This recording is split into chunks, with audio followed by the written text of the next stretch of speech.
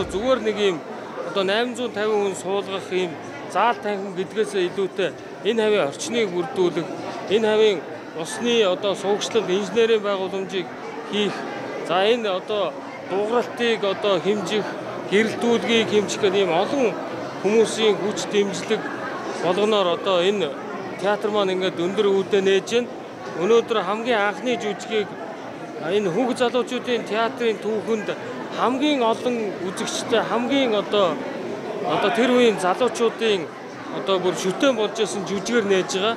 Энэ нь Дармын Батбаярын Хайрыг хайрл гэдэг жүжигээр нээж байгаа. Тэгээд Сонгон найрхан дүүргийн нутаг дэвсгэрт Монгол улсын хүүхэд залуучуудын театр одоо ингээд ийхүү нээгдэж байгаа хувьд би бас Сонгон найрхан дүүргээр овгорж явдаг хүний миний хувьд их одоо сэтгэл их гоё байна.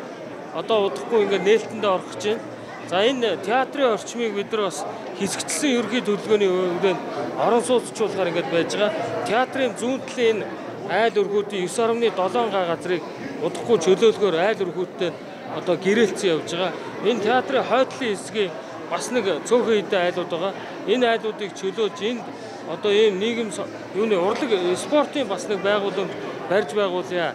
Ингээ Монгол Улсын ерөнхий сайдын одоо Монгол Ардын номын мөрийн хөтөлбөр дэвшүүлсэн 20 минутын хот гэдэг тэр концепт руу одоо чиглүүлж энэ одоо орчныг тогтчуулахаар төлөвлөж байгаа.